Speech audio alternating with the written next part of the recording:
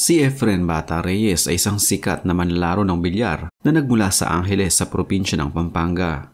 Siya ay pinanganak noong Marso 26, 1954 at lumaki sa isang mahirap na pamilya sa Tondo sa Maynila. Sa edad na 5 taong gulang lamang, nagsimulang maglaro si Efren ng bilyar gamit ang mga gamit ng kanyang ama. Dahil sa kanyang husay sa larong ito, naging regular siya sa mga liga ng bilyar sa mga kanto ng Tondo.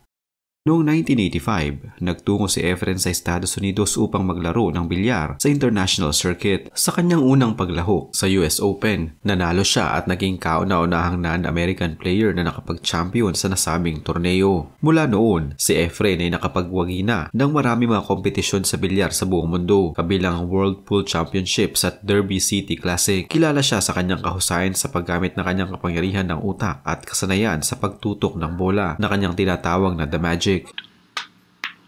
Oh no, he didn't. Watch the 8. Watch the 8. Oh my goodness. Stricken. Oh my goodness. Kinikilala siya bilang isa sa pinakamahusay na manlalaro ng bilyar sa buong mundo at isa sa mga pinakasikat na personalidad sa larangan ng sport sa Pilipinas. Si Efren Bata Reyes, kilala bilang isang pambansang alamat sa larangan ng bilyar, ay nagtagumpay sa maraming laro at kompetisyon sa kanyang mahabang karera. Isa sa mga pinakatanyag na tagumpay ni Reyes ay ang pagwawagi niya sa 1999 World Professional Pool Championship. Sa kanyang matagumpay na laban, siya ay tinanghal na world champion at nagdulot ng karangalan sa bansa. Noong 1999 din, si Efren Bata Reyes ay nagwagi sa WPA World 9-Ball Championship kung saan ipinakita niya ang kanyang kahusayan sa larangan ng 9-ball. Isa sa pinaka-prestihiyosong torneo sa bilyar ay ang World Pool Championship. Noong taong 2004, si Efren Bata Reyes ay umabot sa kampyonato, ngunit naatras sa kamay ng kanyang kababayan na si Alex Pagulayan. Ngunit ang kanyang pagkakamit ng ikalawang pwesto sa nasabing kompetisyon ay nagdulot ng papuri sa kanyang kahusayan. Isa pang tagumpay para kay Efren Bata Reyes ay ang pagkakaroon ng korona sa IPT King of the Hill 8-Ball Championship noong 2006. Sa labanang ito, siya ay nagwagi laban kay Earl Strickland sa isang laban ay tinuturing ng isa sa mga pinakamahusay na laban sa kasaysayan ng bilyar. Kasama ang kanyang partner na si Django Bustamante, nagwagi si Efren Bata Reyes ng 2010 World Cup of Pool. Ang kanilang magandang performance sa doubles competition ay nagbigay ng karangalan sa Pilipinas. Si Efren Reyes ay kinikilala bilang Master of the Table sa 2014 Derby City Classic, isang prestihiyosong torneo sa Estados Unidos na kinikilala ang mga nagpapakita ng kahusayan sa iba't ibang disiplina ng bilyar. Ang mga nabanggit na tagumpay ay ilan lamang sa mga maraming panalo tagumpay ni Efren Bata Reyes sa larangan ng bilyar. Ang kanyang pangalan ay nagiging bahagi na ng kasaysayan ng sport sa Pilipinas at sa buong mundo. Sa kanyang karera sa bilyar, si Reyes ay nakatulong sa pagpapalaganap ng sports na ito sa Pilipinas. Sa kanyang pagkapanalo sa mga international tournament, nakapagbigay siya ng inspirasyon sa mga kabataan upang subukan ng sport na ito. Si Reyes ay nagbigay ng karangalan sa bansa sa pamamagitan ng kanyang mga tagumpay sa bilyar. Kasama na rito ang kanyang pagkapanalo sa World Pool Championship noong 1999 at 2004. Dahil sa kanyang mga nagawa sa bilyar, maraming mga kabataan sa Pilipinas ang nabuhay ang interes sa sports na ito. Si Reyes ay isa sa mga inspirasyon ng mga kabataan upang subukan ang sports na ito at magpakadalubhasa. Sa kanyang paglalaro ng bilyar sa buong mundo, nakatulong si Reyes sa pagpapalaganap ng kultura ng mga Pilipino. Sa bawat pagkapanalo niya, nakakamit niya ang pagpapakita ng galing ng mga Pinoy. Bilang isang paraan ng pagbibigay pugay sa kanyang karera, itinatag ni Reyes ang Bata Reyes Cup, isang torneo ng bilyar na may layunin na magbigay ng pagkakataon sa mga kabataan upang ipakita ang kanilang mga kakayahan sa sport na ito. Si Efren Bata Reyes ay hindi nakamit ng tagumpay sa bilyar sa isang iglap lamang. Ito ay bunga ng kanyang mahabang panahon ng pagtatrabaho, pagtsatsaga at pagsisikap sa kanyang larangan. Ito ay isang magandang halimbawa na kailangan nating magpakahirap at magpatuloy sa pagtsatsaga upang makamit ang ating mga pangarap. Si Reyes ay isang taong determinado na magtagumpay sa bilyar. Ipinakita niya na ang pagkakaroon ng malakas na determinasyon ay isa sa mga susi upang magtagumpay sa anumang uri ng larangan o trabaho.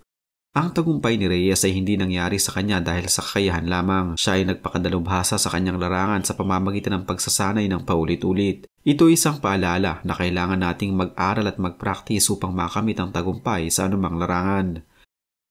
Si Efren Reyes ay isa sa mga idolo ng maraming tao sa Pilipinas dahil sa kanyang tagumpay sa bilyar. Bilang isang mahusay na manlalaro at taong may matibay na karakter, siya ay isang magandang huwaran na dapat nating tularan.